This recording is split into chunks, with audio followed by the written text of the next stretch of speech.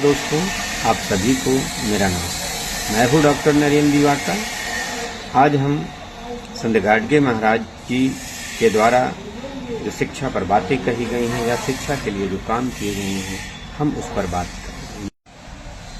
राष्ट्र संत गाडगे महाराज जी को शिक्षा से बड़ा लगाव था। वे जन्म से या यूं कहें कि वे स्वयं तो अनपढ़ रहे, लेकिन उन्हें अपने समाज के वंचित समाज के बच्चों को पढ़ाने के लिए खूब प्रेरित किया। वे कहते थे कि अपने बच्चों को हर हालत में पढ़ाओ, लिखाओ, सिखाओ।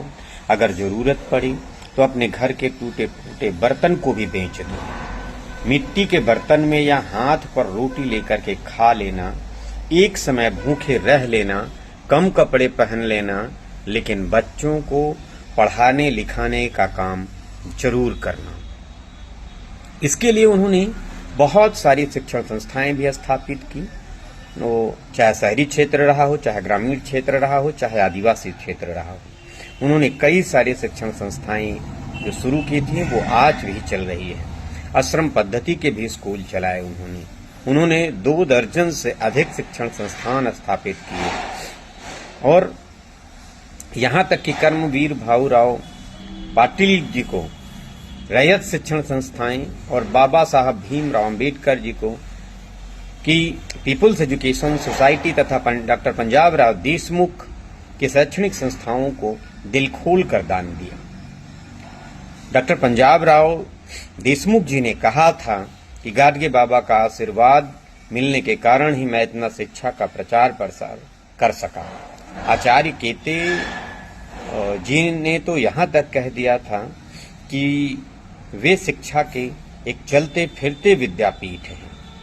उन्होंने लोगों को शिक्षा का महत्व समझाया, क्योंकि वो जानते थे हमारे वंचित समाज के लोग बहुत गरीब हैं।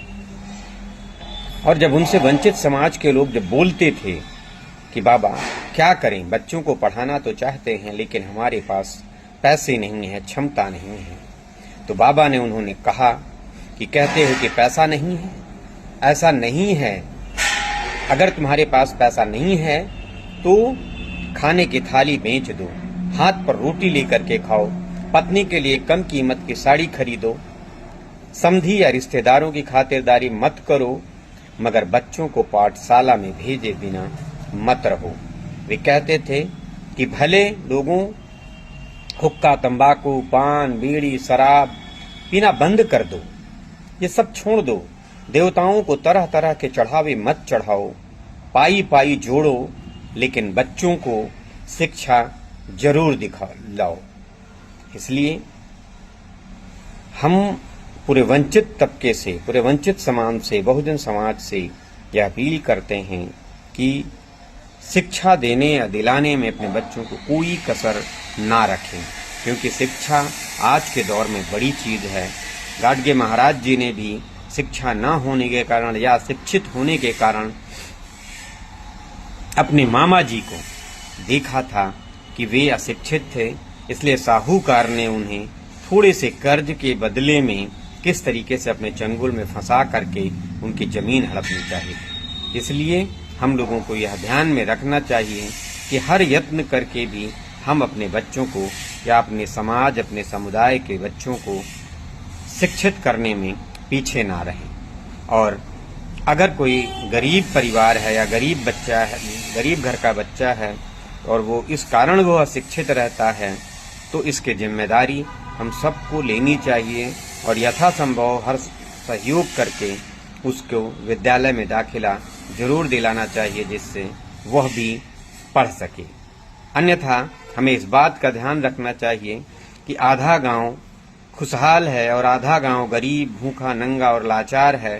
तो जो आधा गांव गरीब, भूखा, नंगा और लाचार है, वो खुशहाल वाले को चैन से सोने नहीं देगा। इसलिए हमें बाबा साहब भीमराव अंबेडकर जी के और ज्योतिबा फूले और सावित्रीबाई फूले जी के मार्गों का अनुसरण करते हुए पे बैक टू सोसाइटी के तहत हमें उस वंचित समाज के या वंचित तबके के बच्चों की शिक्षा दीक्षा की व्यवस्था करने के लिए अपनी आमदनी का 1-2% ही सही लेकिन हमें शिक्षा में जरूर लगाना चाहिए। धन्यवाद।